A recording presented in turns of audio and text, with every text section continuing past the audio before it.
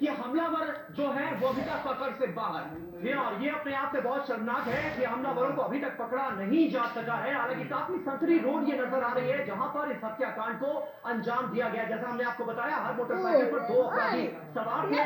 10 अपराधियों की ये पूरी टीम थी जिसने इस हत्याकांड को अंजाम दिया है। शुरुआती जांच के आधार पर ये कह सकते हैं। पहला बाइक सवार अगर चूक जाता तो दूसरी टीम गोली चलाती। इस तरह के इंतजाम किए गए थे, यानी फुल प्रूफ प्लान बनाया गया था हत्या को अंजाम देने के लिए। सभी बाइक सवार जो अपराधी थे वो आपस में कांटेक्ट में थे। 15 से 20 दिनों में ये जानकारी सामने आई है कि रेकी लगातार की जा रही थी। 15-20 दिनों से रेकी हो रही थी।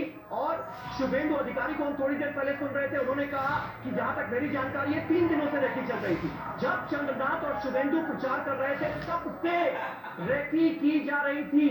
ये और भी ज्यादा गंभीर हो जाता है जब हम ये कहते हैं कि कहीं ये सवाल जहन में आता है कि क्या शुभेंदु को मारने की साजिश तो नहीं थी।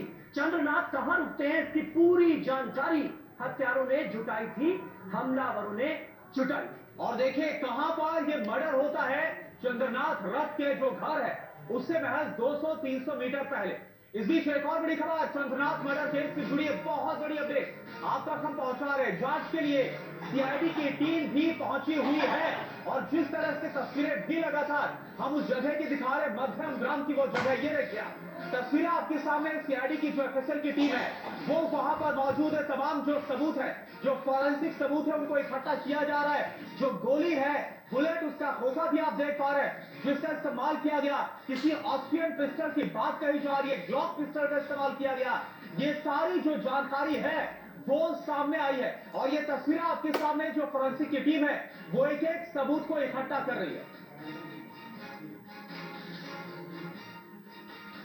और चंद्रनाथ हत्याकांड पर एक और बड़ी खबर आपको दे दें। अस्पताल में चंद्रनाथ का इस वक्त पोस्टमार्टम जारी है, ये जानकारी मिल रही है। पोस्टमार्टम की शुरुआती रिपोर्ट मिलने के बाद इस मामले में एफआईआर दर्ज की जाएगी। और जानकारी हमने आपको थोड़ी देर पहले ये बताया कि अभी फिलहाल ये तय किया गया है कि एसआईटी इस पूरे मामले की जांच करेगी। आईजी लेवल के एक ऑफिसर को एसआईटी का नेतृत्व सौंपा जा रहा है और थोड़ी देर में पोस्टमार्टम रिपोर्ट आने के बाद, जो शुरुआती पोस्टमार्टम रिपोर्ट है उसके आने के बाद ऑफिशियल एफआईआर इस पूरे मामले में दर्ज की जाएगी। तो देखिए कैसे हुई चंद्रनाथ रथ की हत्या, याद के लिए जानना जरूरी है। किस जगह पर यह मर्डर हुआ, मध्यम ग्राम, उत्तर 24 परगना ये जगह है। वक्त क्या था, रात करीब 10:10 का वक्त था जब ये मर्डर हुआ, वारदात हुई है।